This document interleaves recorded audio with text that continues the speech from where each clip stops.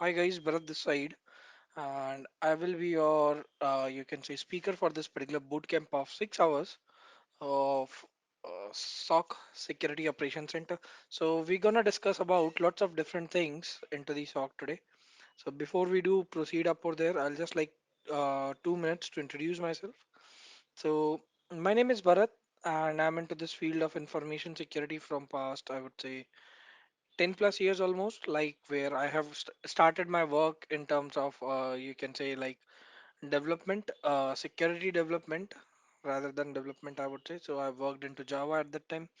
Post that, I started with this red teaming stuff, and after that, now from past, I would say 4 to 5 years now, I'm working into the entire blue team side that is majorly the part of SOC, right?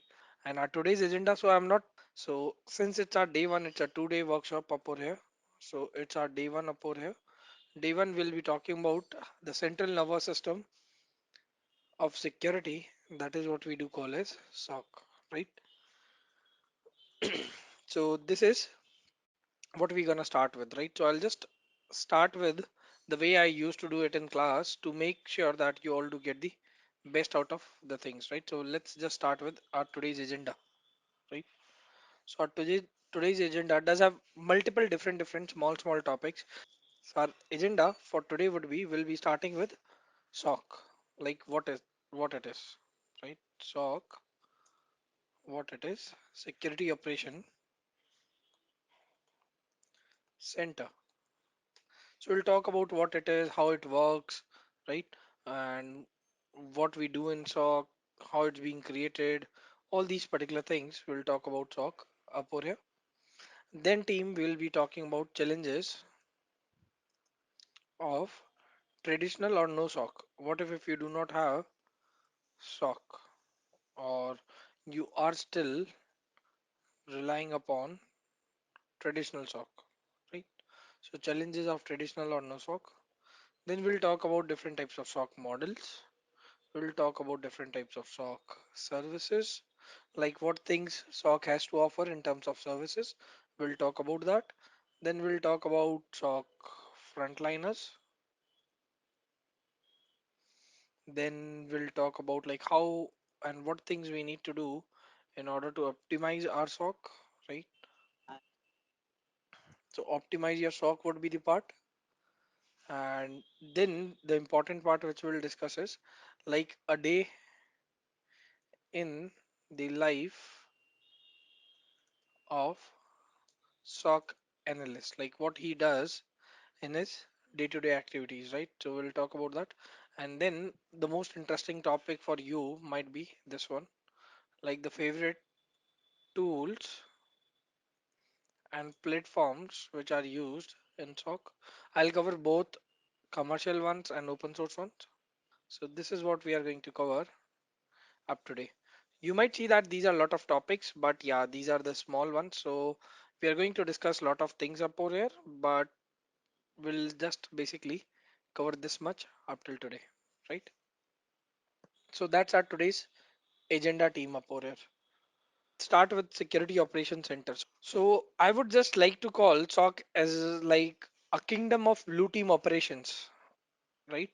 So it's not like that SOC does not cover red team, but I would say it's a kingdom of blue team operations for the organization where we are sitting as an analyst, entire team is sitting up over there and they are monitoring, detecting and preventing our operation center. Now, question arises, why do we need SOC, right? What was there which basically created the need of SOC? Like you all might have heard about one single line which says that prevention is better than cure, right? So since that prevention is better than cure, so just think upon a way, guys. If you do have a whole sum of good budget, right? If you do have a whole sum of good budget and you do implement lots of controls into your organization, still, are there chances that you can get hacked? You can get hacked, right? So that means there is no security which is bulletproof, right? So we do know that, of course, cyber attacks can never be fully prevented, right? Since we do know that cyber attacks can never be fully prevented, so what we should do in order to basically make sure that we are always a step ahead or at least neck to neck to our attackers. What do you think? What control we should have?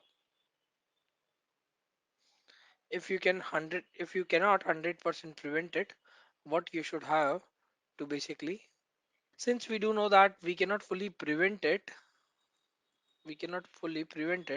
but what if I say that we are able to detect it on time? Would that work? Of course, right? So what we should do is we should increase our detection capabilities in order to basically make sure that we are always neck to neck or a step ahead to the attackers, right? So that is something which we can do. We can always increase our detection capabilities so that we can respond appropriately. And with this advent of technology, the type of cyber attacks have also been evolved, right? Cyber attacks are getting evolved with all these particular advent of technology. And these days you might already see that there is not a day, single day even, that goes without a news of cybercrime, a vulnerability being exploited, a zero day found, or a leak of youth sensitive data, or new kind of malware or virus outbreak. So everything which attackers can do to disrupt the normal functioning of an organization, they are doing it on daily basis, right? And our conventional tools like signature based tools like antivirus, firewalls, IDS, IPS. So just relying upon these sort of conventional tools, it's not basically that we can detect these ever changing threats, right? We won't be able to do so. So signature based and rule based tools, they cannot detect the changing threats, ever changing threats, right?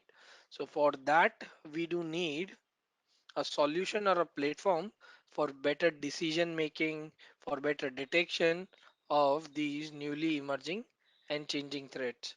And that is where your security operations center comes into the play and play its role as a platform for monitoring and detection. Understood, guys? So there are lots of things which particular I would say SOC does. I'll just basically explain you all one by one.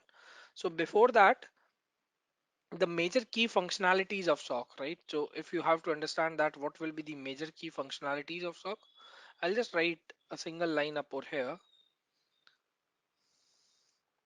SOC is first thing to monitor, second is to prevent, third is to detect. Like this is how you can calculate the major key functionality: investigate,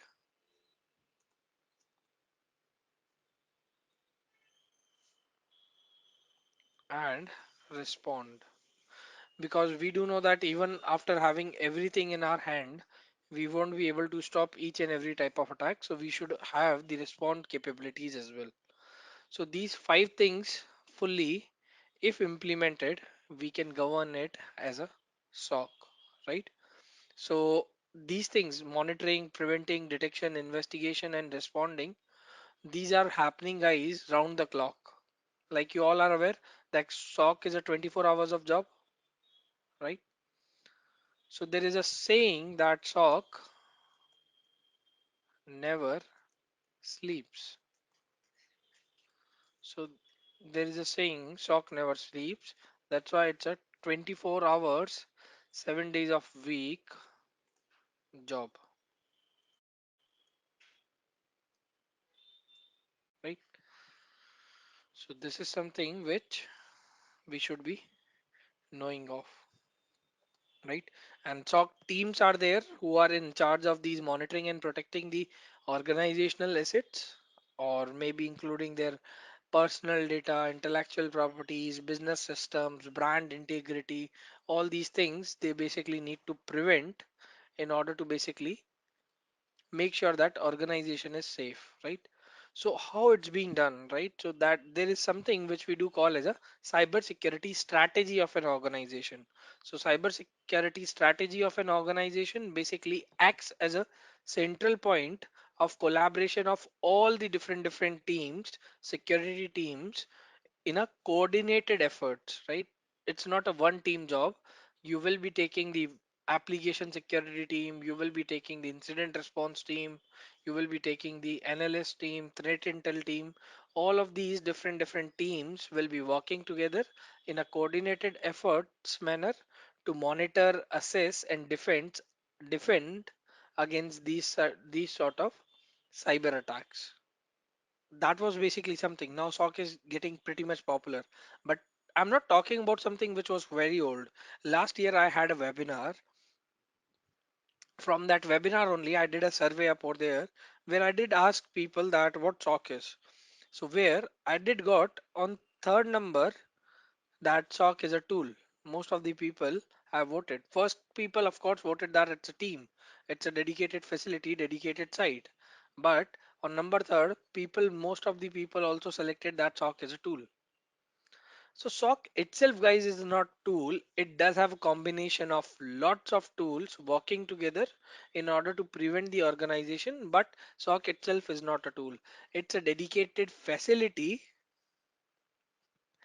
or we can say it's a dedicated facility or a dedicated unit, central unit in the organization, which is working just like as a sales we do have, as a marketing we do have security operation center, who would be basically a dedicated facility within an organization which houses entire information security team, and that team basically analyzes and monitors the security systems of the organization, and the main aim of your SOC would be to protect the company from various different sorts of security breaches, right? By identifying, by analyzing, and by reacting to the threats on time, right? So these are SOC teams. SOC teams are there who are made of management people. Like you might know, SOC managers are there, team leads are there, SOC leads are there, shift leads are there. So those people, SOC team are made up of management people. SOC team are made up of security analyst as well. Like security analyst in terms of SOC analyst L1, L2, L3. And sometimes we do include security engineers also into the SOC team itself, right? So we do have SOC engineers and all these particular posts, which we are going to talk about in frontliners, right? So SOC will be working with development team, IT operations team within the company, and they will be basically finding every possible way to improve threat detection to decrease the likelihood of security breaches within the organization. So that's what SOC is. So just one thing, this is of course not from this topic, not from this security operations center. This question was of this particular part, challenges of a traditional SOC, but I would like to just ask it up over here so you can be ready with your answers. So once it was believed, guys, that SOC is suitable for very large organizations only. So what do you say about it? Is it a true statement or not? It was believed that SOC is only for large organization. So what sort of organization can basically have SOC now? Since you all are saying no, so what sort of organizations can have SOC? Yes, there can be different size and types of SOC which can be there for a small to large, like fully scaled SOC, a global SOC, and we do have maybe a software as a service type of SOC, open source tool based SOCs. So there can be different things, but now SOC is not something which is limited to a large set of organization, right? It was once believed that it's only suitable for very large organization. Today many smaller organization are setting up their lightweight SOC as per their budget. So that's where hybrid model comes into the picture, right? Where some of the part they are basically hiring from third party resources, and some of the part they are basically having their in-house, and combination of outsourcing and in-house staff, they are basically having their own SOC where they do not have to go for even resources as well because of these virtual SOCs, right? Where you do not have to need your physical facility as well. Clear? So we'll talk about it. That what are these different types of SOC models? We do have a agenda up over here which is named with SOC models, different types of SOC models. So we'll talk about what is virtual SOC, what are again different types of SOC. We'll talk about it. So now let's do talk about SOC's functions, like what does happens in SOC, right? So I'll just try up over here to write multiple different things.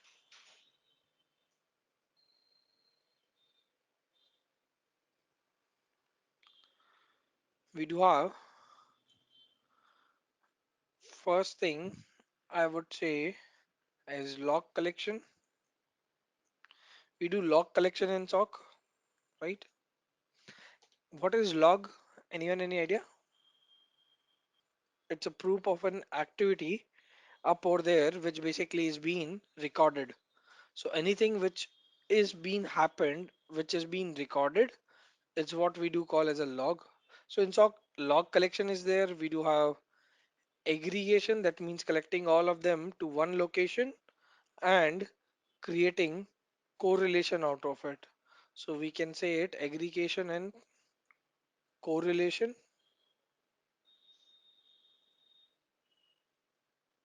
right? Then we do have knowledge base where we can add lots of data up over here to SOC in order to create knowledge base. That means from that same data we can create reports, we can create charts, we can create dashboards. So that's why reporting is also a main feature of SOC, right? It is also one of the main feature of SOC reporting. We do have team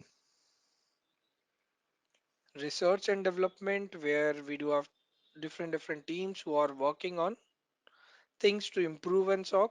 Development would be the part where playbooks are being generated, where different activities are being done, so that we can basically create something which will be a better for SOC. And in the end, I would like to include threat intelligence.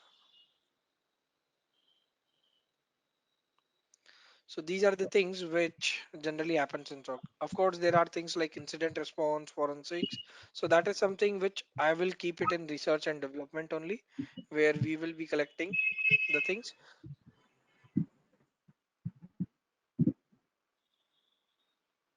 right? So that is what we do call as the part of. One more thing which you can add to SOC, which is part of SOC, but something which we do add externally to SOC, I would just add it up over here. That is basically your ticketing systems, right? You might have seen people who are working in SOC might be aware about this ticketing systems where we are basically assigning multiple different sorts of tickets to the team members so that they can work upon those SOC activities.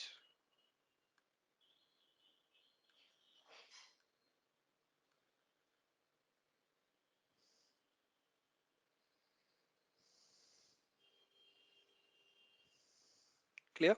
So we do have multiple different sorts of ticketing systems also which can be used up over there. And of course, I'll just try to write one more thing up over here as well, which will be your SIM.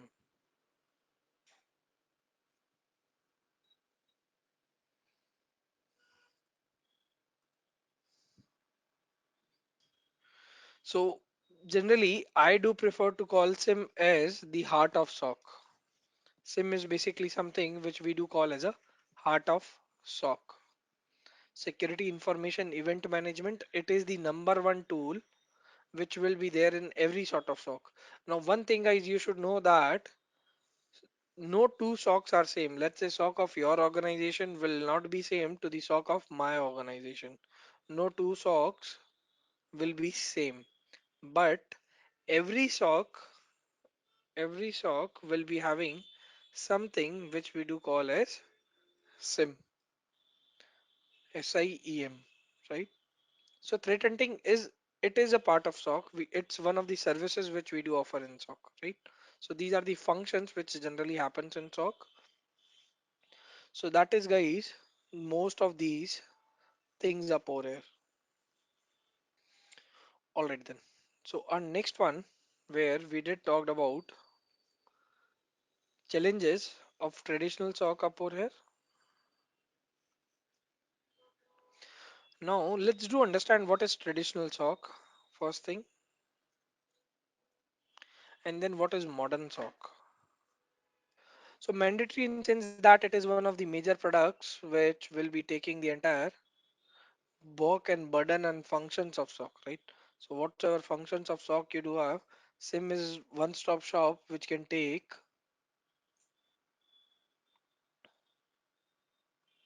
all the things of SOC, right? So need more budget, TI implement SOC. Absolutely. So TI is majorly, I do think that TI is basically the food of SOC, right? So this is something which you will be feeding to SOC. Okay, you're talking about two. So I thought that TI you're talking about threat intelligence. So yes, there are threat intelligence implemented SOC as well. So Satraji, I did mention the same thing that most of the functions of SOC, right?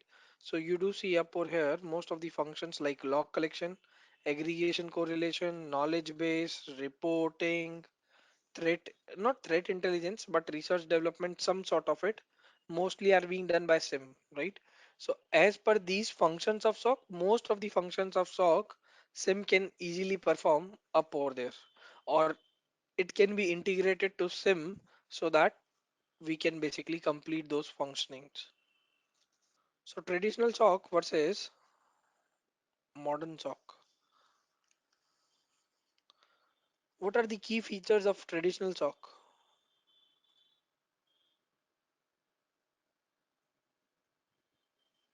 First thing I would say old fashioned technology.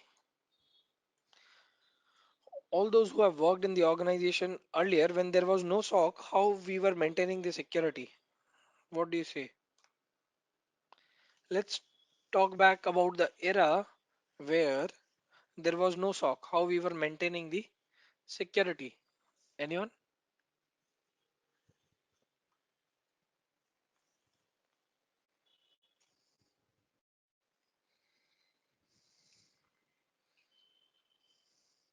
Firewalls, network monitoring. So we were having different tools for that and different people working on those tools, right?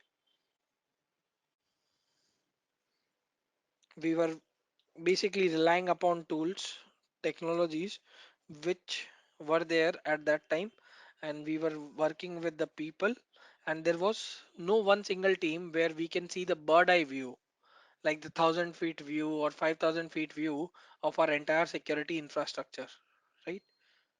So old fashioned technology, I would say, no collaboration, we can say, and slow to adapt, I would say, threat landscape.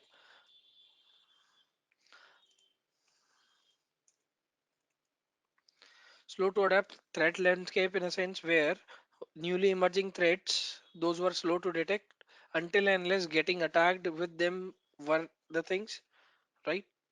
Manual tasks, lot of manual tasks, I would say, no automation, time wasted of manual task, skilled staff, I would say, like skilled security analyst and all,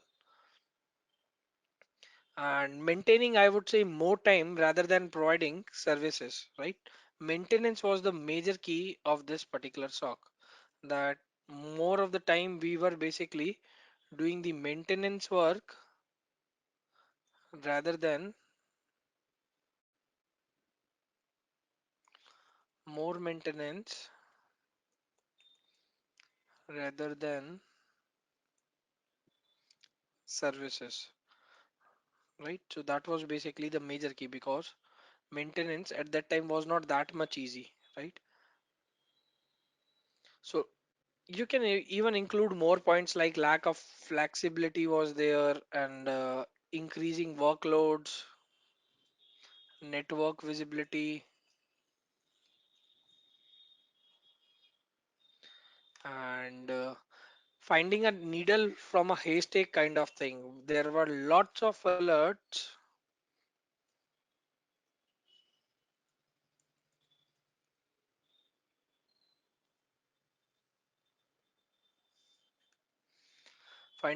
It was just like finding a needle from a haystack. So more alerts were there. Alert, alert fatigues were happening, right? We were not able to decide false positive, true positive. So whole lot of information and being on call. Earlier we were doing this thing, right? Being on a call 24/7,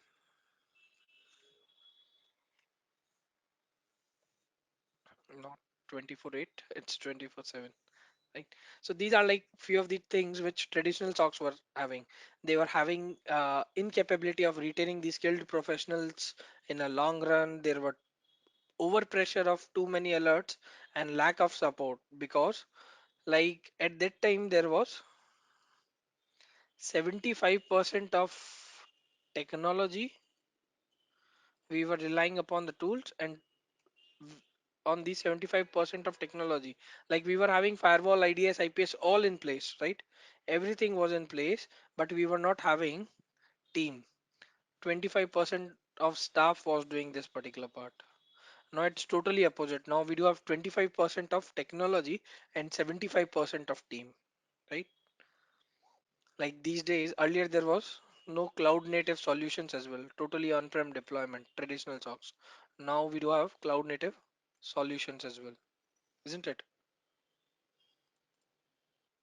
So that was a traditional SOC's point of view, I would say, where manual tasks were there, reportings were there, and lots of things were there which were taking lots of time, like maybe sometimes months within the organization. That something which has been exfiltrated, or if organizations are being infiltrated, it was taking months to be detected by the SOC, right? So it was causing irreparable, or I would say irreversible type of damage. So I would start with this particular line only. We do have central collaborated team. All the teams from application security, from network security, from I would say forensics, from hunting, from intelligence, all of them are working under one roof. So we can see a central posture of security of our organization. That is something, the first thing which we do have. Second, automation. We do have soar powered SOCs these days, isn't it? Where automations like security automations can help these sort of modern SOCs to cope up with growing skill gaps, right? Which will allow analysts to have more free time to focus upon challenging initiatives rather than drowning in manual and repetitive tasks, right? Like SOAR is already there in market. We do have machine learning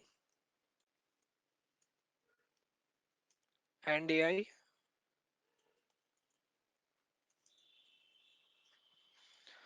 which will be doing what? Like these sort of technologies will be powered with machine learning powered technologies, where to learn from the characteristics of an incoming threat and growing a knowledge base to tell that it's a false positive from a real threat or not. We will be able to see that particular part as well, right? With the help of machine learning and AI. Absolutely. Like I would say Azure Sentinel is one of the famous ones, right? Cloud native SIM solutions. And lots of people are basically saying that it is something which is going to be like one of the most important SIM solutions in the future. We do have cloud native SIM solution, and as we know that cybersecurity, the future cybersecurity is only on cloud, right? Entire future cybersecurity would be shifted to the cloud. So that is one of the major key parts, cloud native solutions, right? Now we do have analytics, which earlier we were not able to surely have analytics and operations, where we can now use tools to basically do the analytics and operations which were more difficult, like I would say not just more years, but 1 to 2 years ago, because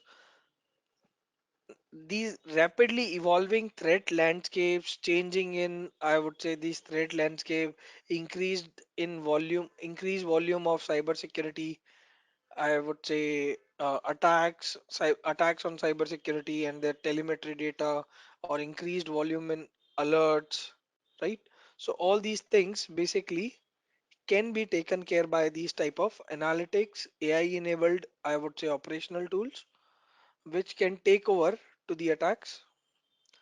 Now, as of now, we are just thinking upon automation stuff, but these days there are lots of tools in the market which we do call as next gen SOC or next gen SIM, which are even able to make the predictions as well, that what next will happen. So we are reaching to a a part where we are moving more and more into the technology, right? So we do have advanced and flexible technologies. Flexibility is absolutely being increased because now we are able to integrate lots of things into lots of different things,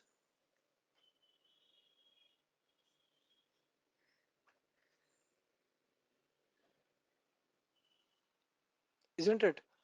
We can integrate our threat intelligence into SIM, we can integrate our different applications into the SIM, we can add lots of data, any sort of data in any form of data, be it from sensors, be it from networks, be it from endpoints. We can add all the data and we can investigate all the data and have a over with the help of correlation of this particular SIM solutions. We can have an entire overview of the activity, that what is going on up over here, right? Automation is major key up over here, which we do have. And with this SOAR, I would say Cloud SOAR and Cloud SIM solutions are leading the way out of it, where we do have real-time analytics with these particular SIM and SOAR provides, and it gives like SecOps, security operation teams, free time for their analysts to focus upon remediating the actual threat, right? Using maybe threat hunting or any other way, rather than wasting their time to basically verify whether it's false positive or not, right? So that is something which is more up over there. And modern SOCs are more people centric, right? So over here now these days we are having 25% technology, we are dependent upon them, and we are dependent upon 75% of people. Now it's not like that, it's more manual work, because more people are there, they are able to make more decisions, right? So we have shifted to this particular scale up over here, where more people can add and leverage these progressive automations or real-time analytics so that they can advance their capabilities in terms of security solution offerings, right? Like analyst will be always behind the wheel, no matter whether the automation is there or not, they will be always behind the wheel, and which is why it is important to invest in high caliber security teams. That's why you guys are seeing more openings in terms of SOC. Like, have you noticed that SOC jobs are to the boom in the market right now? And it is there from last, I would say, 1 year. SOC jobs are there. A lot of SOC jobs are there in market, isn't it? Because with these advanced technologies and tools, we are moving towards the people-centric approach where decision making in the end, there will be a person who will be controlling the entire wheel in order to test it. And of course, scalability is something which is being increased earlier, because we do have cloud native SIM solutions. Now, with all of sudden more drastic change in terms of, let's say, requirement or in terms of alerts, right? Now we do have cloud native SIM solution. We can add more resources at our disposal, right? And we can pay for the thing which we do use, right? In cloud, there are options that pay for what you use. So using those particular things, we can basically move on to this particular part. So over here in modern SOC, we are building an effective end-to-end operation where we are not technology focused, but we are maintaining and deploying the tools which are being used by the analyst up over there. Like in SOC these days, in modern SOC, you might see that there are SOC experts, there are SOC onboarding teams, SOC consulting teams, SOC support teams are there, SOC DevOps teams are there, SOC development, SOC technology teams are there. Different teams are being divided into different sorts of work who are providing the services to the enterprise customers or entire team who are well trained, specialized and dedicated analysts, right? So that is, guys, the difference between the traditional and modern SOC. Now, the our agenda was that challenges of a traditional or no SOC. What will be the challenges if you do not have any SOC? Absolutely. As in the starting, I mentioned that for a platform where we are not able to basically prevent anything, if we are not able to detect anything, we will be always in a vague that who is going to attack us, how they are going to attack us, if they have attacked us or not. We will have no idea of our entire cybersecurity posture, right? That is one thing. We will be having lots of things like uh, knowledge shortage would be there with the team. They won't be able to see what is happening, what is not happening. Process latency would be there, where the system and the humans both will face the latency where they won't be able to evolve fast enough, right? So that is something up over there. Adequate, I would say, services or offerings of security services, we won't be able to do so to our internal and external team members. So these are like few of the things which we won't be able to do in our traditional SOC. Like if we do not have any SOC, this is something which we won't be able to do, right? So with the birth of modern SOC, all the security, I would say, security entire teams, or I would say entire cyber security community or security community are wondering that the future of SOC, how it's going to be.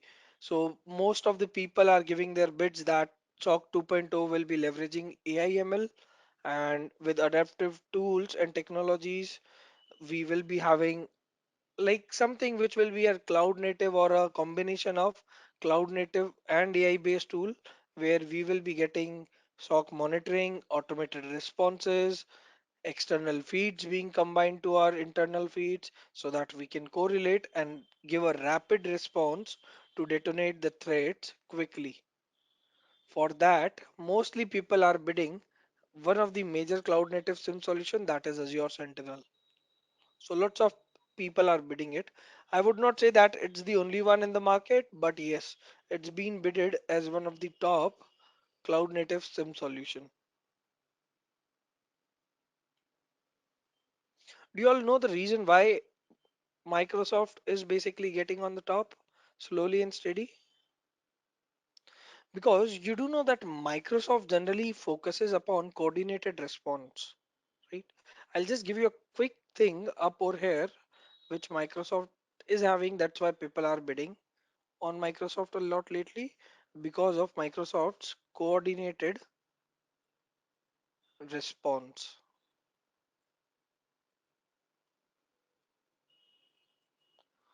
Now, what is this coordinated response? Microsoft does have their own CDOC, Cyber Defense Operations Center, right? Microsoft does have it's basically digital security and research, sorry, digital security risk engineering. These are units which I'm giving of Microsoft. You might have all have heard about this one. Microsoft Threat Intelligence Center, MSTIC, and they do have their response center, Microsoft Security Response Center. This is just like a SWAT team of Microsoft, someone who are specialized in response.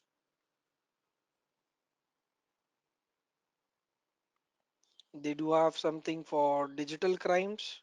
Microsoft DCO is there, MDCO, or people do call it DCO, Microsoft Digital Crime Unit. They do have their detection and response team, DART team. They do have tools like you might have already heard about Azure Security Center, right? People who are using Azure, there is Azure Security Center. There are tools like APT Advanced Threat Protection Tools, right? Microsoft does offer Active Directories, Azure ADs, plus 365 Defender, plus Microsoft does have MDATP, that is Microsoft Defender Advanced Threat Protection, right? Which is a powerful combination of a MDR, managed detect endpoint detection response tool, right? So these are the things which Microsoft does have to offer. I would say 10 years ago, Microsoft was only about Microsoft.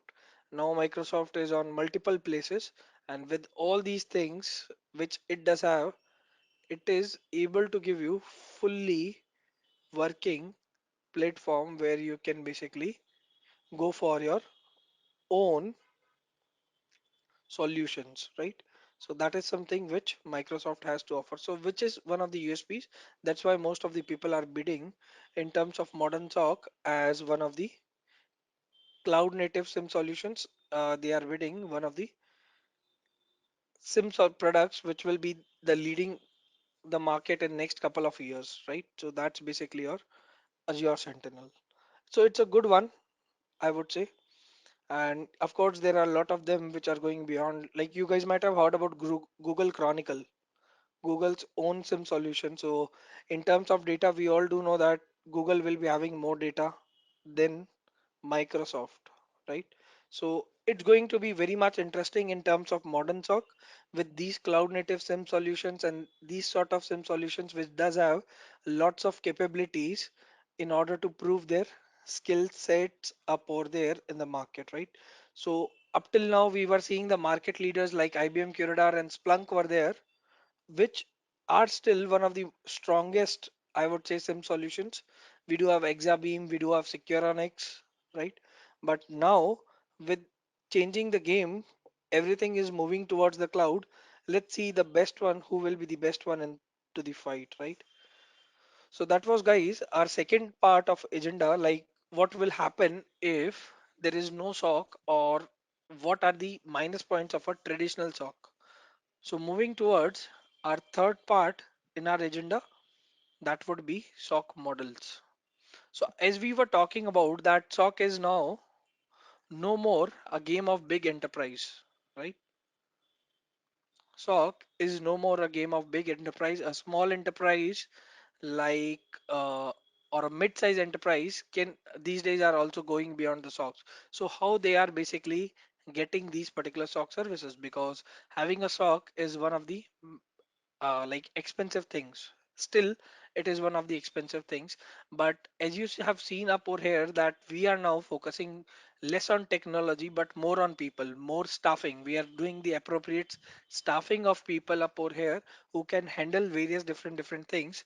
So now we are moving towards different models of SOC. Earlier, there were two famous models of SOC which I would like to highlight up over here. The one was the internal, and the another one was the external. External was also something which was not that much famous. It came to the market as a service up over there. So internal SOC would be the type of SOC where you do have your in-house resources. You do have your in-house resources. That means your staff would be on your payroll, right? And you will be having a dedicated facility for them. Staff and facility, I would say dedicated facility would be at your end. Clear, team? So that was known as one of the internal types of SOC, where you do have entirely your internal resources. Your entire team would be working upon this part only. You do have your own cybersecurity team which takes care within your workforce and which basically takes care of all the activities with your own dedicated facility. That means you will be having your servers, you will be having your connections, everything will be in-house of the organization. And as expected, external is a vice versa of internal. So external would be something which you are hiring from a third party service, right? This is basically something which came under the concept of security as a service, where there were certain organizations, especially MSSP, Managed Security Service Provider, who were providing entire SOC as a service. Now, I do need a SOC, but I do not have a dedicated facility. I do not have a dedicated staff. So what I used to do up over here is I would use to outsource my cybersecurity needs to external third party. So they would take care of my entire SOC. They would take care of my entire activities related to my security operations center. So they would be giving me entire cybersecurity services. Clear? So these are two major type of SOC models which were there in the market, right? Which were there for a long time in the market. Then slowly and steady we do basically grow into the SOC. We did grow into the SOC. We did learn about various different things in SOC. So now, as I mentioned that now SOC is no more a thing for a big player. A small or a mid-sized organization can also use SOC. So with that particular thing, the new model basically came into the place, which we do call as a co-managed or hybrid SOC. So co-managed or a hybrid SOC, as the name suggests, it will be something which will be combination of your external and internal. So something which is combination of your external and internal type of SOC is what we do call as a co-managed SOC up over there. So how you're doing it? Let's say an organization does have a budget constraint, right?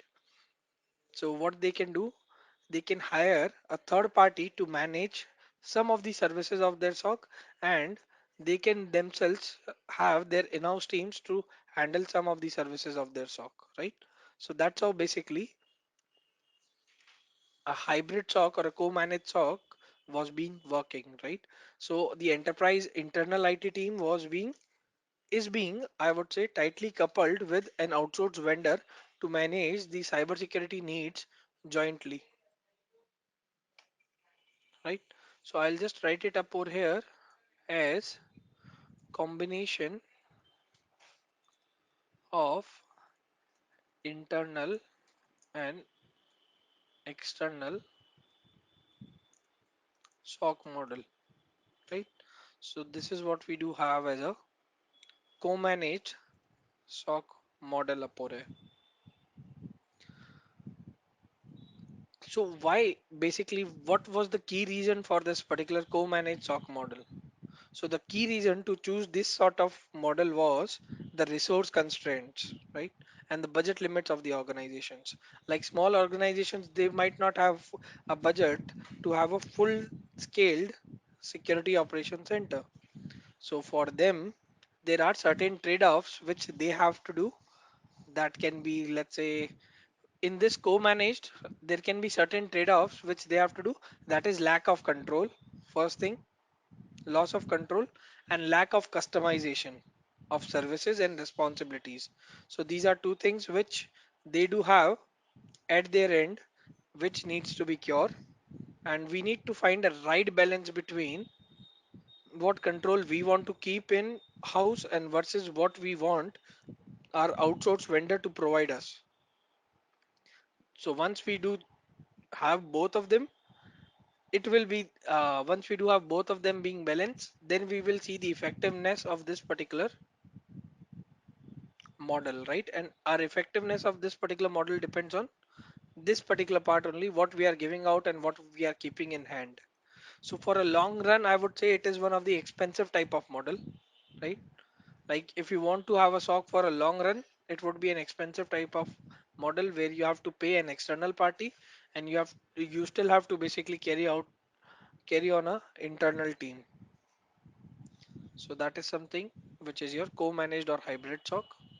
It was not only guys co-managed type of SOC which was basically helping small organization or mid-sized organization to have it, right? Because it was not the only thing which was saving the money. There was another type of model which was actually saving the money for them from the point of view of infrastructure, that was virtual SOC. Now we do call it VSOC or virtual SOC where there is no dedicated facility, right? So you are not having in this particular part, the security team does not have dedicated facility and the security team basically works remotely. So there is no dedicated facility and security team used to work remotely up over here. So that's what we do call as a virtual SOC where neither they do have an infrastructure nor they do have a facility. There is a web-based model or web-based portal which is built on, let's say, decentralized technologies, which allows their team, which allows their offsite teams which are working offsite to monitor and to respond threats. Let's say they might purchase something from a different vendor, they might hire something from a different vendor, and overall a web-based model is being given to us where we can respond and monitor and respond to our threats, right? So that is something which we do have as an virtual SOC model. And guys, the another one I would like to add up over here would be GSOC or Global SOC, or people do call it Command SOC.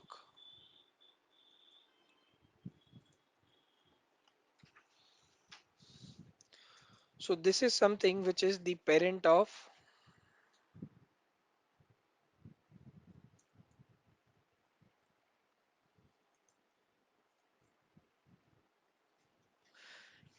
smaller SOCs which are being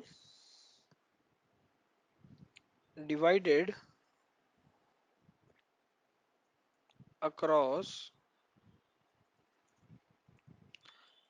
large region. Let's say you do have your one office in UAE, you do have your one office in Australia, you do have your one SOC in US, and then you do have the parent SOC in India, where you are managing all the smaller SOCs on different region from one single place. So that's what we do call it as a global or GSOC.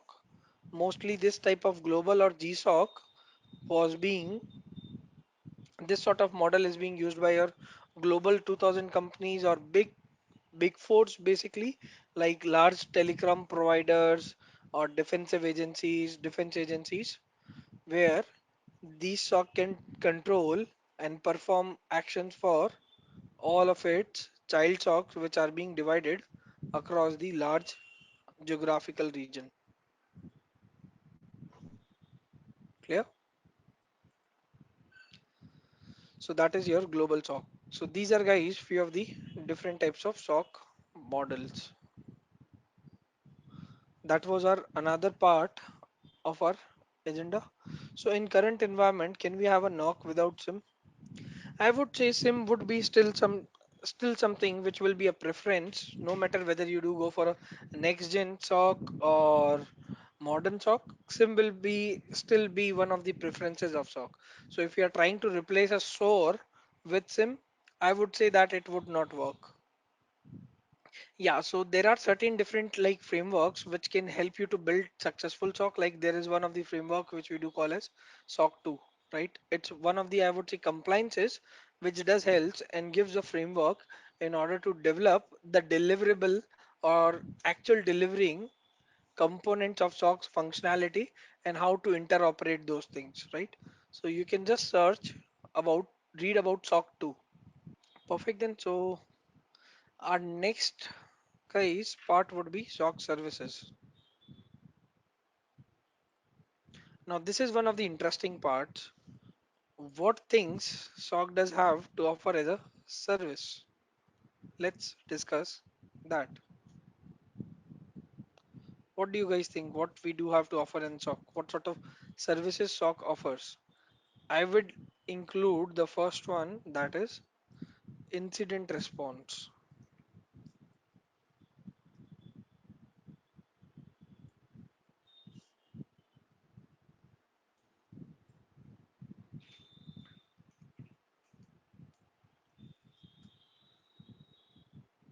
What else we can add?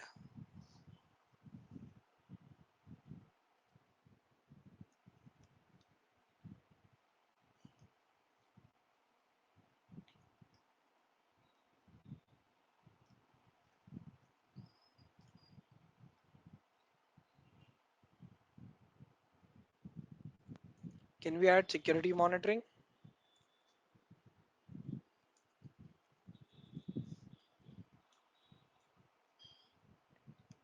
Forensics, okay.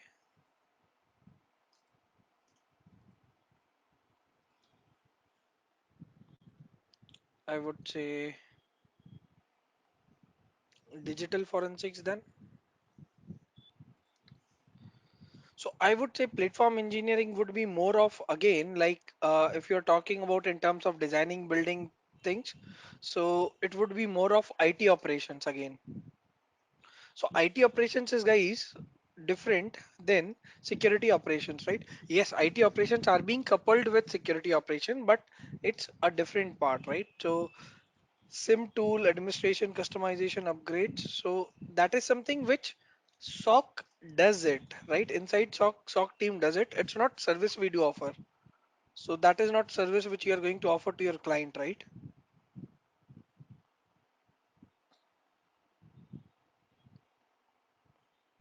So if we even do talk about these ones, let's do talk about the very first one. It is like 90% of the time, or I would say minimum 80% of the time, you do find yourself in this particular phase only.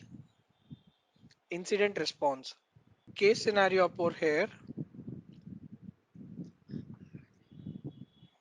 So let's understand it like this. Let's say you're sleeping in midnight and all of a sudden you hear a sound of utensils being dropped off from your shelf, right? So what you do is you respond to that activity. You go out from your bedroom, you move towards the kitchen. Now there are two scenarios in front of you. Scenario one, where window was open, kitchen's window was open, from which cat came in, and cat was trying to drink the milk, and due to which utensils fell off the shelf, right?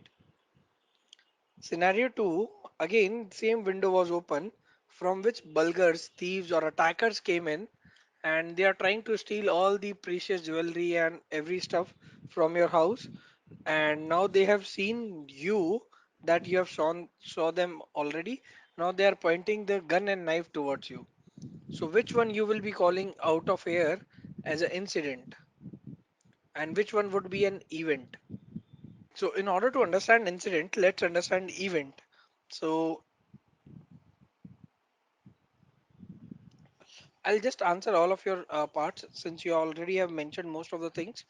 So event is basically something which we'll be calling as a normal occurrence. Let's say you log in into your system successfully. That's an event, right? You were trying to log in, but you entered wrong password mistakenly. So that's again an event, right? So which is any normal occurrence or any change which is observed in your system or network or infrastructure is basically known as a event. Now let's understand incident. Anything which can, any type of event, any particular type of change or event which basically can affect the security of your organization is basically an incident, right? So it can be a brute force attack, it can be basically a malware outbreak, it can be a DDoS attack, anything which is affecting the security of your organization, that's an incident. So in this example, both of them were event, but the second one basically escalated from event to incident, right? Because it is affecting the security of your organization. So that is how you will be defining incident and event, right? So incident response would be the part where you will be giving entire life cycle of incident, from the part being prepared for the incident, identifying the incident, to the part where you can contain, you can isolate, and you can remove that incident from your organization, and you can bring back your business to the normal state. So up till the entire cycle you will be doing this incident response, right? So incident response is entire life cycle, from the part how you detect the incident to the part how do you remove that incident and bring back business to the normal state. So that is one of the services which is being offered in SOC. Clear? So security monitoring. So SIM is basically one of the tools which we do use for security monitoring, right? Security monitoring in sense where what we are looking on, right? So we do have different endpoints, right? Workstations, routers, switches, web application firewalls, our servers, our web servers, maybe our data centers, right? Wireless access points. So all of these things we do collect data, right? Data in form of logs, data in form of network traffic, right? And we are doing the monitoring upon this data. That's what we do call as security monitoring. What monitoring we are doing? We are trying to identify if there is any sort of mishappening up or here within this particular data sets which we are receiving or not, right? So that is what we do call as security monitoring. For this we do have one of the best purpose tool, that is SIM solutions. Clear? So real-time monitoring, analysis, correlation of our tools is what we do call of our data is what we do call as security monitoring. So it gives the bird eye view of entire alerts, right? So let's say your web application firewall says that there was a connection of an external IP. Web application firewall log says external IP, right? Similarly, your web server gives you the log that there was stated 200 events, status HTTP status 200 events from that web, this particular external IP, right? There were certain events, and over here your IDS says that there was a signature mismatch of a file which was claiming to be a PDF file but was actually an exe file, right? And that IP is also your external IP. Now in security monitoring using correlation, what we do is we correlate all the logs of different devices on the same timestamp to find the entire picture up over here, that what is going on over here. And by looking on this entire picture we can say so that this is something which is an external IP executing a executable file on our web server, right? So that's what this log event is all about. Clear? So that is again something under security monitoring. So this correlation we do not do ourselves manually. We do have our SIM products which basically does this sort of correlations, right? So that is your security monitoring. Next is guys digital forensics.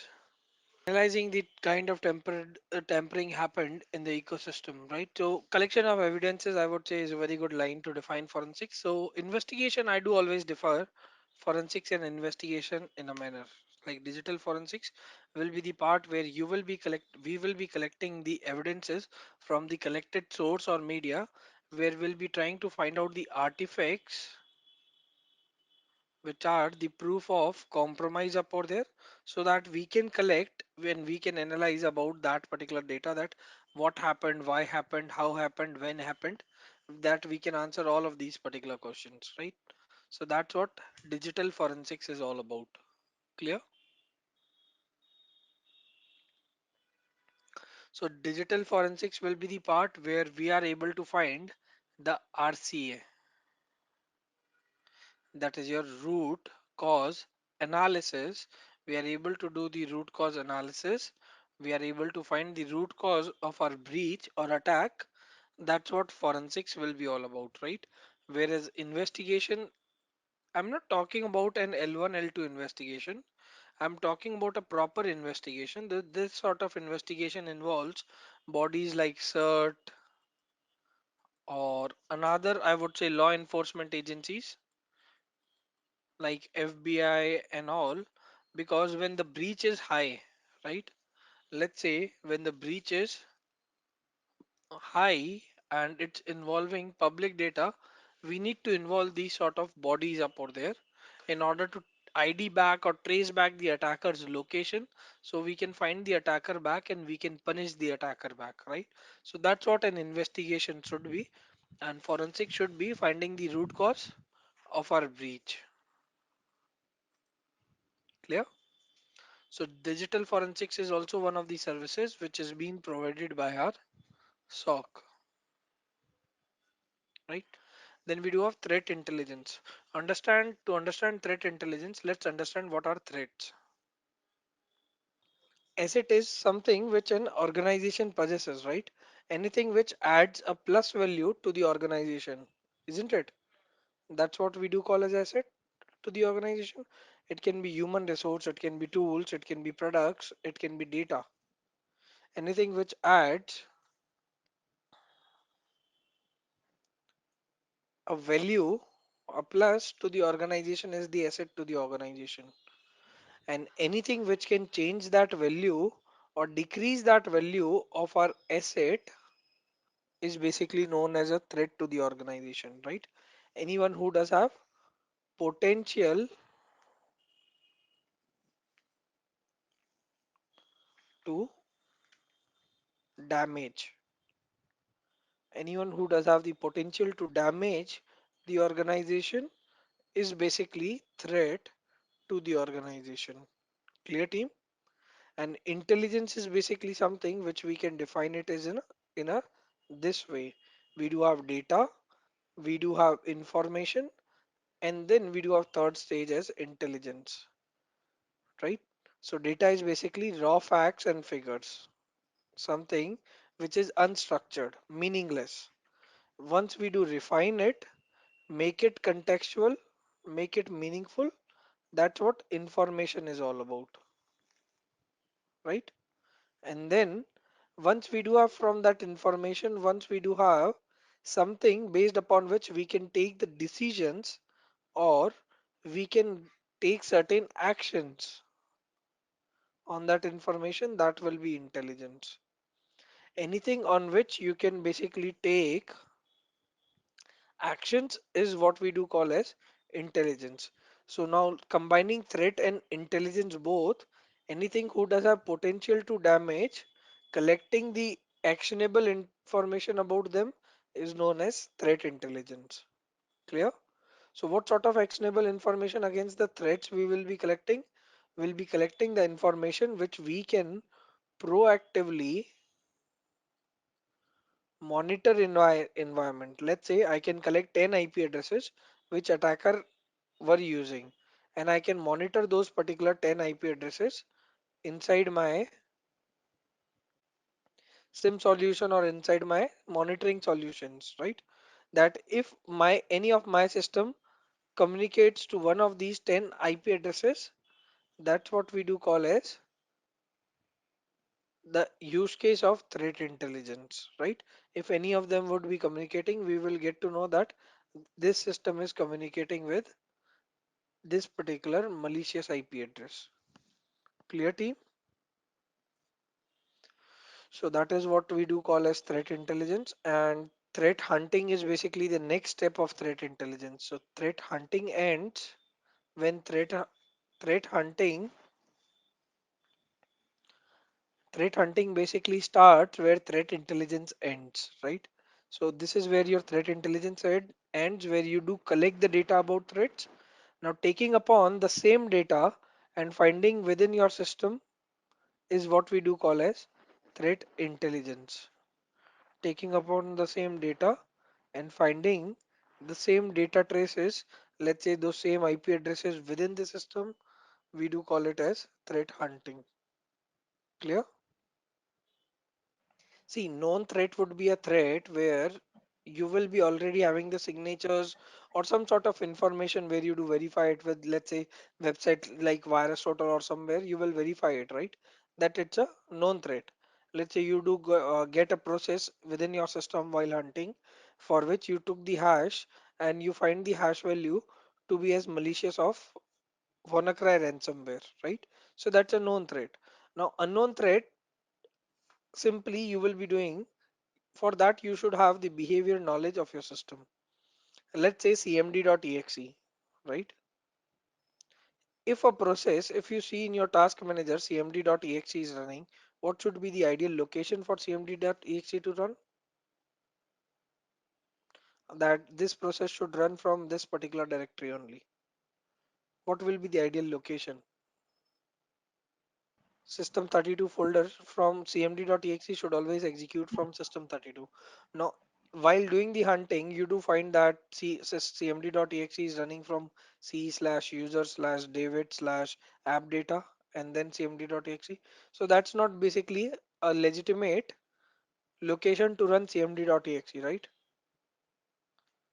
So at that time, that behavioral change basically can give you the hint or can basically be a trace or an artifact that this can be the work of threat.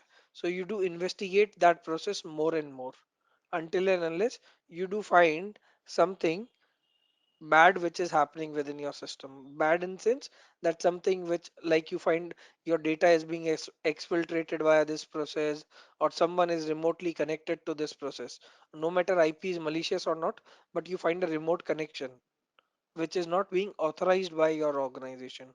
So that's an unknown threat, right? Like you were not aware about it, but you got to know while you investigated it or while you hunted it. So what tools we do use for threat hunting? There are lots of tools, I would say, for threat hunting. Different tools are there, and we do create multiple different types of hypothesis. And automation is major key. First you do manual hunts and then you do the automations. So automations is also the major key in threat hunting. You do have tools like Rita is there, Vectra is there, Wireshark also you can use for network threat hunting, Brim security is there. So lots of different tools are there. So lots of different tools are there. Then guys, we do have malware analysis, reverse engineering. Now this is the case study where you do study about the malware, right, in detail. I'll talk about MA first and then RE. So malware analysis would be the part where you will be looking into the malwares a lot, right? Where you will be taking the malware, you will be doing the static analysis of malware, you will be doing the dynamic analysis of malware, where you can find all the details about the malware using third-party tools. Plus, you will be running the malware in an isolated environment like Sandbox to see what changes malware is affecting to your system, right? So that you can study those changes and you can find upon the same changes within your other systems so that you can find it whether it's basically affecting the security or not, right? So that is something which we do have it up over there. Now sometimes not just the analysis basically helps, right? Not just the analysis basically helps us. We do need to basically take that malware, reverse engineer that malware. Like engineering, like can we say engineering would be the part like we do create something? building, absolutely, process of building something. So reverse engineering would be totally opposite to it. Once we have built in engineering, in reverse engineering, we do basically crack it. Crack it means we do basically go back to those building steps in a opposite direction. So we can go to the core files or the programs or the commands in assembly language what are written up over there, right? So reverse engineering, it's a rare process which happens and only happens for, I would say, major attacks or major malwares which has disrupted a whole lot of our organizational data, and it is basically something which will not be generally done by small or mid size of SOC, large scale SOC providers, full-fledged SOC providers, or SOC users would be doing this particular type of activity, reverse engineering, right? Then guys, we do have security analysis. Now security analysis up over here, it does have basically the part where investigation comes into the play. Like what does L1 does, basically that is something which we can say as DNS interrogation. In DNS interrogation, they would be basically doing multiple sorts of activities, right? Where they will be looking into multiple different sorts of activities. They will be investigating those activities. They will be finding out whether it's true positive or not. They will be trying to find out the add-on data up over there. So that is what we will be doing in security analysis, where we will be analyzing all the tools, all the logs and events of that activity, all the traces of that activity, so that we can basically make sure that whether it's a security incident or not, right?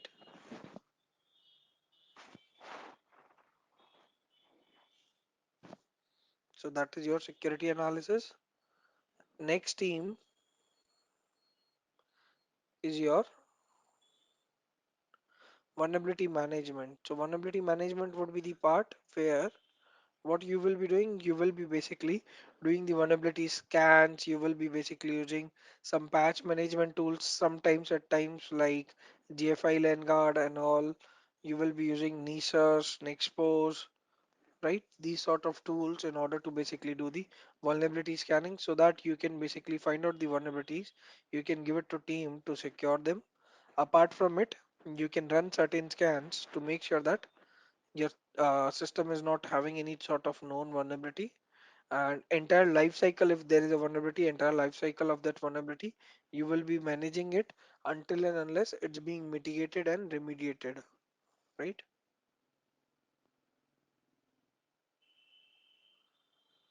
So that is what we do call as vulnerability management. Next is log management. Now guys, as I was mentioning from the starting that SOC is a centralized unit, we do collect lots of data in SOC. So now over here we do have bulk of data, right? Data which is in chunk. So bulk of data we need to basically manage, right? From collection, processing, storing, and making sure that data is available, because for our compliances, certain compliances, data needs to be stored. Let's say for example, PCI DSS, right? It says that the credit card data should be stored minimum for 1 year. So how this data would be stored, how this we will be dealing with that particular storage of data, all these things basically will be the part of log management, where we will be building the entire idea that how we are going to collect, process, and store our logs for our future use. So that will be offered by our SOC up over there. So mostly these sort of services these days, SIM solutions are capable enough of providing, but SIM is again the part of SOC, right? So it will be one of the SOC services. So custom reporting over here, like there are multiple types of reports, especially security metrics. Metrics are actually the things where you can actually try and find out that what is exactly happening. So security metrics would be the part where we will be trying to find out that what things are in place with what all controls which we do have, how much we are resistible against the threats which can affect our organization, and whether we are in state to provide the security using the existing controls or not, right? So that's what security matrices basically do, try to find it out in a way, right? So that is basically the one thing which we do have in terms of metrics reportings, right? We can have matrices. Apart from it, we can have summarized reports as well. Let's say for your management team, CISO or CTO, you just need to collect a summarized overview where you can give the overview of incident, what happened, how happened, when happened, who were the part of the responding team, and whether it's been mitigated or not, and how it's being mitigated, those type of things. You can create compliance based reports also, right? Let's say for a compliance you can create, let's say, PCI scans, weekly PCI scans you can do. You can see if there were some network failure, weekly network failures according to the PCI scans, right? So these sort of things you can apply in custom reporting. And dashboards also, you can create customs like for your customized view. Dashboards are basically something which is a single screen picture of your entire infra, right? You can create a dashboard like that. You can think of a dashboard like that where you can see most of your things which are happening within the organization, right? So dashboards basically can be one of those particular things where you will be collecting all the data to one place so that you can have a bird eye view of your entire infrastructural activity. So these type of dashboards also you can create and share it via SOC, right? Apart from it, compliance and risk management. Compliances, as I already mentioned, SOC basically helps lots of different compliances. What are compliances? Is compliances are basically some rules and regulations which tells us that what we need to do for different types of activities, right? What needs to be done for different types of activities. That's what compliances basically do, right? So for different types of activities, let's say we do have GDPR for data protection, we do have PCI DSS for credit card, we do have SOX, we do have GLBA, all these things, right? So compliances basically are being used to regulate whether we are on right track or not, right? And since compliance applies to entire organization, not just to single machine or like that, and SOC is already a place where all the data of the organization is being collected in order to view them from the security point of view. So it becomes easy for us to basically do the compliances up over there and compliance management up over there, so that we can basically do the scans and we can try to find out what is happening and what is not, right? So that's what compliance management is there. Next is risk management.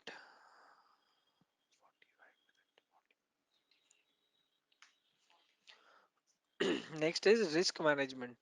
Now, risk management again, since we can see all the data in one place, we can find out that which particular attack can basically apply to us, right?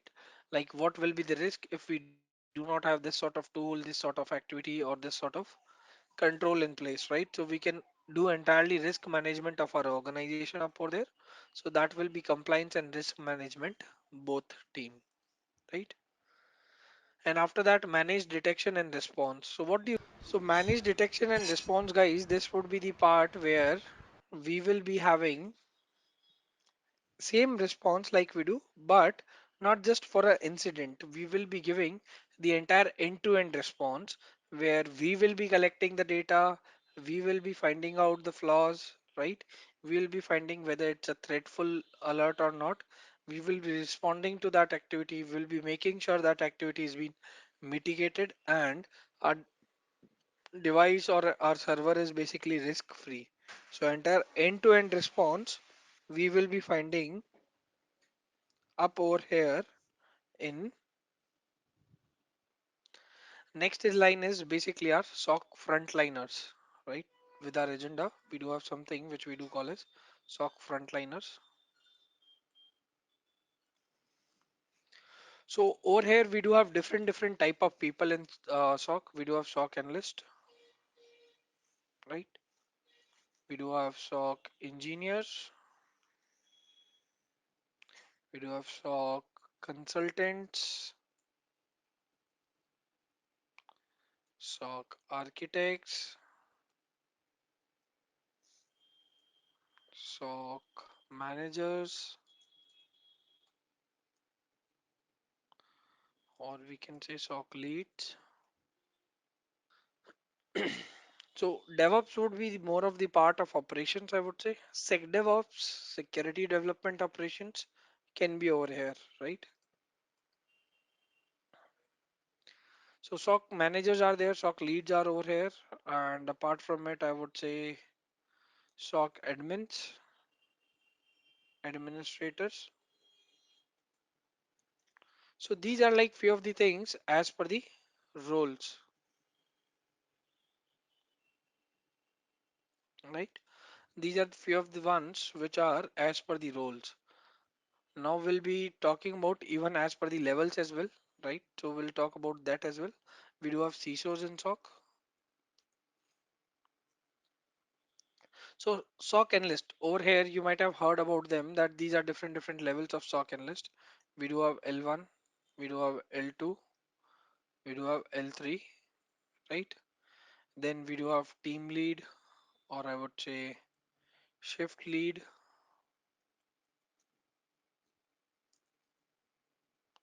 Then there is team lead. Then there is SOC manager. Then there is CISO. So this is how the hierarchies basically goes. There can be different branches, like there can be incident response in officer, incident response director, all these things can be there, right? So there can be these things up or there. So we'll talk about frontliners in both way, who are at the top first part where they are looking onto different activities, right? So SOC analyst would be the one, or people do call them as security analyst as well. So they do call them as support security analyst as well. So these are the ones who will be basically the one who will be looking into the entire alerts, will be doing the investigations, carrying out entire incident response, will be making sure that in-depth threat intelligence is being working, and will be assessing the resilience of our system, and will be finding the weaknesses, and will be making sure that our system is up and fine, right? The investigators, you can see, you can say, are basically the, then we do have guys SOC engineers. So these are the hardware or software specialists, right? These are the ones who are in charge of maintaining and updating tools and systems within the SOC, right? Like usually you can say these are the hardware or software specialists who are basically the one who will be writing the configuration, will be looking into the upgrades, how data has been passing on, right? And the one who will be preparing the documents which might be needed by other teams like protocols and all these particular sort of documents, they will be the one who will be preparing it, right? SOC engineers. The next we do have is SOC consultants. So these are the subject matter experts who work along with SOC analysts in order to basically do a certain specific task, right? Like a threat hunter can be a basically a SOC consultant. He can basically do work of threat hunting with the help with SOC analyst so that they can work upon these activities, right? It can be a forensic investigator, it can be an incident responder. So SOC consultants will be the one who will be the SME, subject matter experts. Then we do have guys as SOC architects. So SOC architects would be the people who will be designing and building the entire data structure and the workflow of SOC, that what data is being collected from where, in what format it's being collected, which port, which protocol is being used. So that will be the part of architecture to design and implement all the things within the SOC, right? So that is basically what we do call as SOC architects. Then we do have, of course, SOC leads or SOC managers.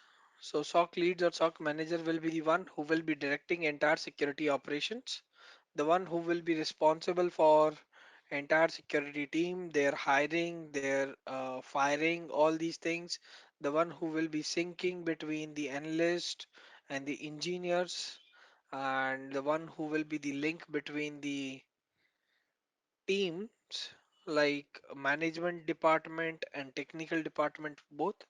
So these will be the SOC managers, and the one who will be directing and orchestrating major response to all the major security threats, right?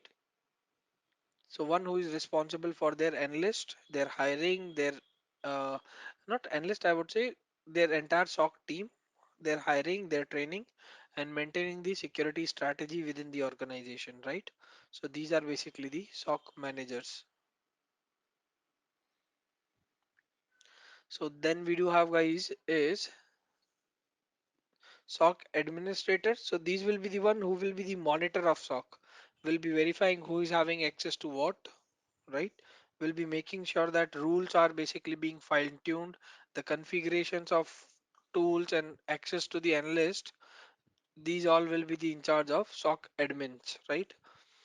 Like if there is an analyst, what sort of access he should have, what he should be able to do, whether he should be able to write a rule or not, whether he should be able to create an expensive search or not. So these all things will be the part of SOC administrator's hand. He will be the monitor who will be providing the access required to the analyst to carry out the investigation and will be making sure that everything is working fine in SOC. There is no downtime in SOC, or there is no false positives in SOC, right? So the one who will be fine tuning certain different things as well. So that is your SOC administrator. Last one is CISO, Chief Information Security Officer. So the one who will be establishing all the security related strategies, policies, and operations within the entire organizations would be the one who will be Chief Information Security Officers, and the one who will be working closely with CEO and CTO will be informing them and reporting them or reporting the entire management against the security threats or issues will be the one which we do call as CISO. So these are like the frontliners in terms of different roles. Now we do have in terms of different hierarchies, right? So L1 will be the one who will be known as alert specialist. So they are the one who receives the alerts, like the first alert in SOC. They are the one who receives the alert, right? Once they do have the alerts, they will review the alert whether it's false positive or not, and according to the relevance and the urgency of that alert, they will be carrying out the triage to ensure that the genuine security incidents are occurring and they will close the false positive, right? So those that's what L1 will be doing. And now comes to L2. So all the real security incidents, they will be looking into. They only addresses real security incidents. They do not basically address whether it's false positive or not. That's what L1 already have done. Now they will be only addressing real security incident. They will be evaluating all the incidents which are identified by L1, right? They will be using threat intelligence and incident response with the help of digital forensics to find out the IOCs and to pinpoint the affected systems, right? So all the like running processes, configurations that are affected within the system, everything would be taken care by L2 people. So they will be the one who will be carrying out the in-depth analysis to find out the preparators, right? And the type of attack, the data or the system which are impacted. They will be the one who will be creating the strategy of containment and recovery as well, right? So that is basically what L2 do. Now, L3 people are more experienced than L2 people. So, L1 people were looking into alerts, whether security or incident or not. L2 was looking into security incident. L3 will be only looking into the critical incidents which are very critical for the organization and which L2 are not able to solve. So, they are more experienced than L2. So, they are having the capability of red team and blue team both. They can carry out VAPT also to check the resilience of system, find the weaknesses of the system, can isolate those weaknesses, can review the alerts, can review the threat intelligence and the security data which we are receiving. So they will be the one who will be finding the security gaps and the vulnerabilities which are currently unknown, and will be helping us to mitigate all the critical incidents of our organization, right? Like the incidents which are having high rate value and secondly impacting more systems, like more valuable systems within our part, right? So these will be the L3 people. Then there is guys team lead and shift lead, one of the same things. Team lead can be shift lead can be team lead. So they will be the one who will be the lead of, let's say, the shift or the entire team. So they generally do not have a different work. Generally L3 people are, one of the L3 person will be team lead or shift lead itself. And SOC manager and CISO you already have discussed with me over here, right? So these are guys the SOC frontliners. So security operation center, how we can optimize, right? So we need planning. First thing is basically for optimization. I'll just write couple of points only. I won't take much time on this topic because it is something which will be different for different organizations. You need to basically find out what is actually working for your organization to optimize your SOC. So I'll just write some general points, right? So optimize your SOC. So in order to optimize your SOC, what all you will be requiring, let's do discuss it up over here. So we need planning first thing. We need to plan the entire work, who will be doing what, right? We need training. In training, we will be training of technology. Who will be doing what sort of training? Who will be doing, just like in gym, what we do. In gym, we plan, right? Like on Monday, I'll do weight trainings. On Tuesday, I will do yoga and cardio. On Wednesday, I'll again do weight training. On Thursday, I'll again do cardio. On Friday, let's say I'll do legs. On Saturday, I'll again do chest and shoulders. So things like that we do, right? In planning. So that will be something which will be planning. And in training, we will be training ourselves, our teams, our staff, in order to make sure that what they are working up over there, right? So this is something you can plan, like on Monday, email security, on Tuesday, phishing awareness campaign.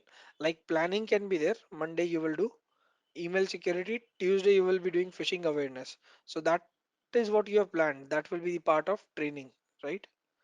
On Wednesday you will give web gateway, on Thursday you will give endpoint security, on Friday you will give web application firewall, on Saturday you will give entire cyber kill chain, right? So that sort of work basically can be there.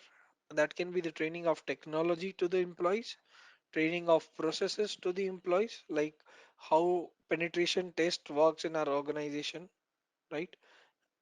What changes will make our organization more secure or less secure, we can train them for that. And are we trying to find any 0 days over here or not? So you can train people, you can train your people for handling the people, like your customers, clients. You can train the people to handling your processes. You can train the people for handling your tools, right? So that is one thing which you can do. Apart from it, in order to optimize the SOC, you can basically, like once you have basically optimized your SOC, you can basically give better protection. You can improve your threat response, your clear time and communication would be the part. So lots of things basically will come under the play once you do start optimizing your SOC operations. So I would say planning, training, then your tool selection, which tool needs to be used for what sort of what particular purpose. So tool selection, team and staffing, making sure that your SOC is future proof, right? So for that, your proper team and staffing with tools, right? Proper, I would say, balanced automation, right? So these things you would include.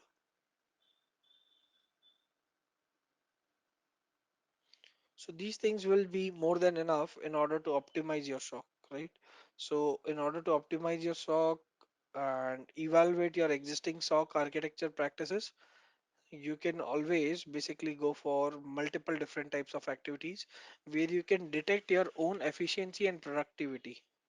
So the goal of your optimization should be always to increase your detection capability and to manage your efficiency and productivity, right? So that should be your goal for always the optimization. So how you can achieve it, how you can increase it, that should be the part of optimizing your SOC, right? So that is guys how you can optimize your SOC. That was our next topic. After that, a day in life of SOC analyst. That's what we need to discuss up here. So a day in a life of SOC analyst would be that they will be monitoring and analyze, monitor, analyze, be it network traffic, be it emails, be it anything, respond, right? They will be monitoring, they will be analyzing, they will be responding, and I would say repeat. This will be the major work of a SOC analyst, right? In between, you can basically collaborate it with different teams to make sure that you are aware about certain things. You can add, you can remove, you can update certain things into your into your systems or configurations so that you can try to find out certain things, right?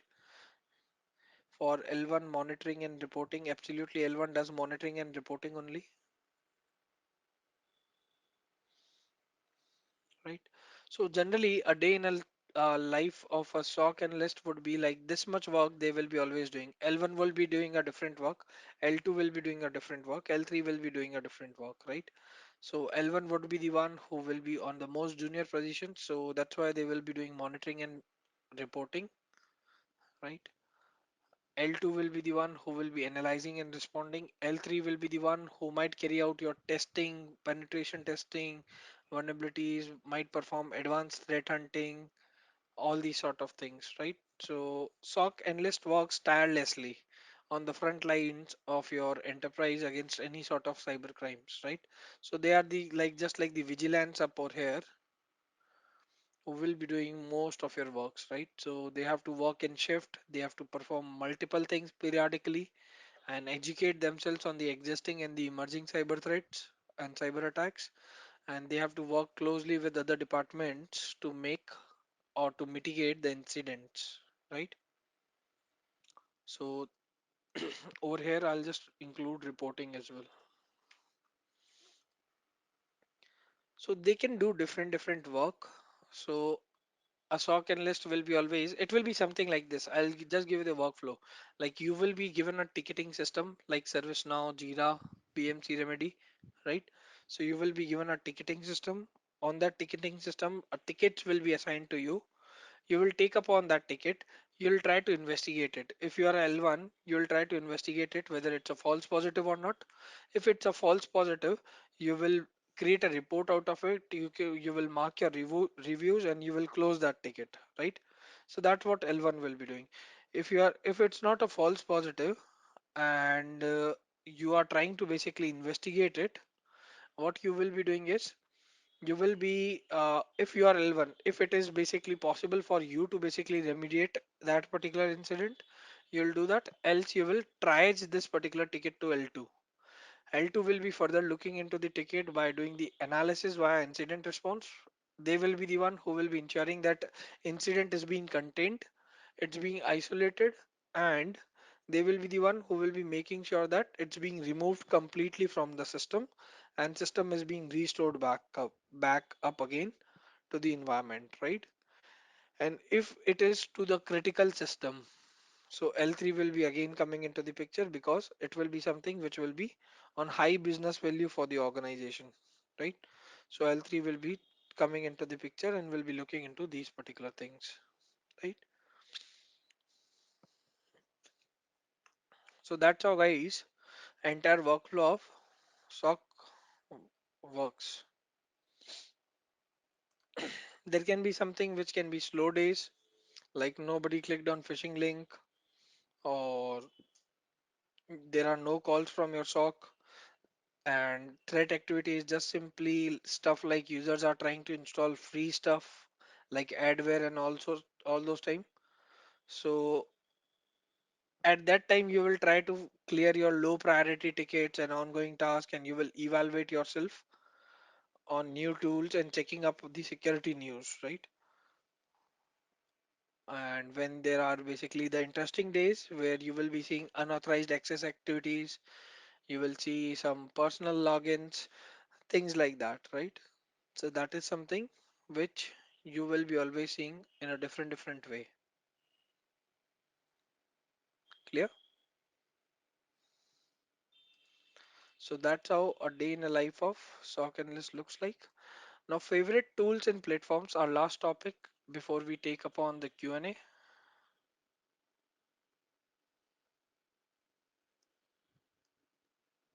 So this can be basically totally biased on my choice, but you guys can check it on internet to find lots of different tools. So first of all, I'll just give you the categories, what sort of tools there would be in SOC. The heart of SOC, there would be SIM. There will be something for VAPT, vulnerability assessment, penetration testing. There will be something for endpoint protection, right? Something for firewall, something for, I would say, firewall and network security, right? Something for incident response, digital forensics, right? Your EDRs, I would say EDR, EPP would be one of the same things, right? Apart from it, you can try to find out source, orchestration, automation, response. So there are different tools which would be used up out there, right?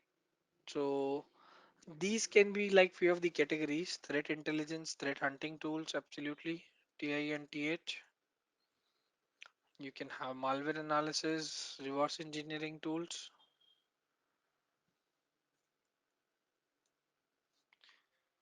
So these are like few of the categories under which you can try to find multiple different sort of tools, right? So I'll just try to name couple of tools which are popular and being used in the industry, right? I'll just try to take the name of those. Like in SIM solutions, I'll say IBM Curador, Splunk, Elastic. You do have Azure Sentinel, Exabeam. I'm just talking about some solutions, right? Securonix. You do have Logarithm. You do have RSA.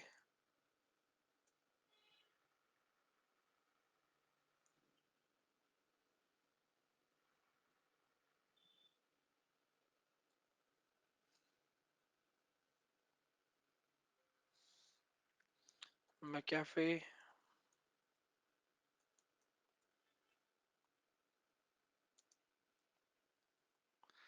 There is SolarWinds, right? Trend Micro, Exabeam. Okay, Exabeam I have added. ArcSight. Absolutely, ArcSight is pretty famous.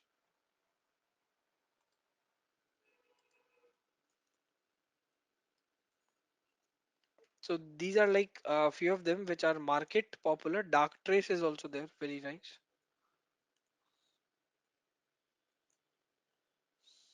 right? So these are the market popular SIM solutions. So always when you want to find a tool which are the market leaders and market populars, you can always choose a way, guys, right? I'll show you that way. Simply you can Google it around. Let's say Gartner's Magic Quadrant SIM 2022, for example, and just go through the images, you'll see couple of things which will be related to 2021.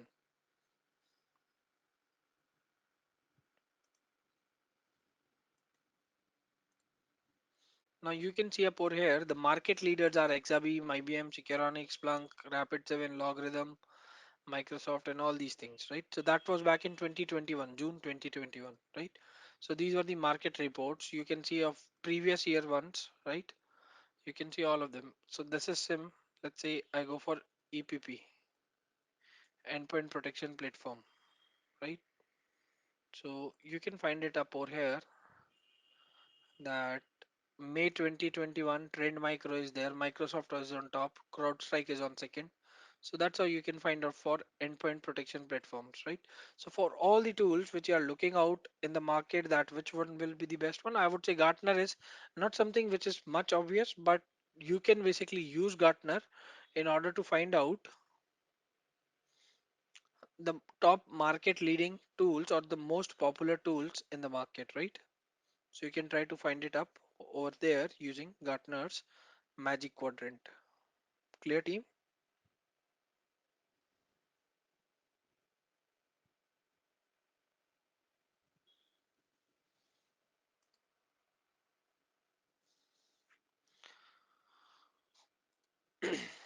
Apart from it, what you can do is you do have multiple different forensics tools as well.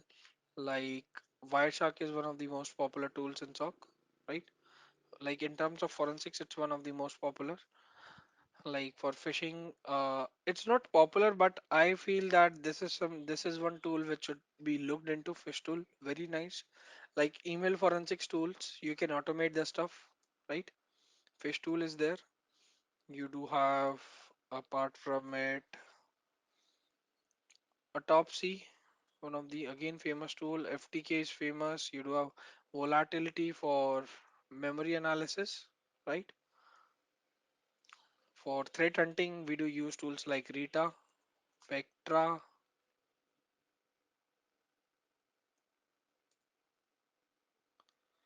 Brim, right?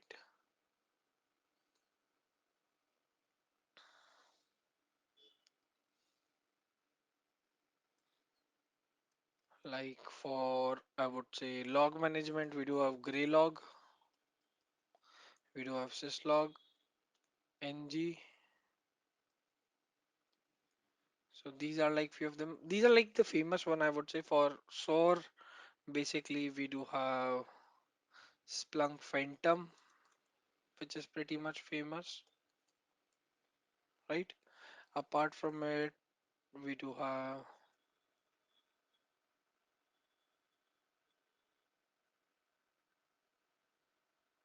Splunk Phantom is there. There are lots of different SOAR. Demisto is there, right?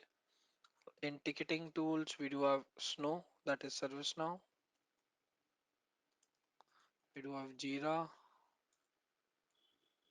right? For Sandbox, we do have Cuckoo Sandbox, one of the very famous ones, right? For VAPT, we do use lots of stuff from Kali. We do have for forensics, we do have Sift Workstation from Sans. It does have a whole lot of things, right? Just like Kali Linux is there for hacker centric tool, Sift is for incident response and forensic tools, right? So you can find it out, you can check it out. So these are like few of the favorite tools and platforms which are being used in SIM. So of course I haven't covered all of them, but these are like few of them which can be pretty much useful for us while working in SOC, right?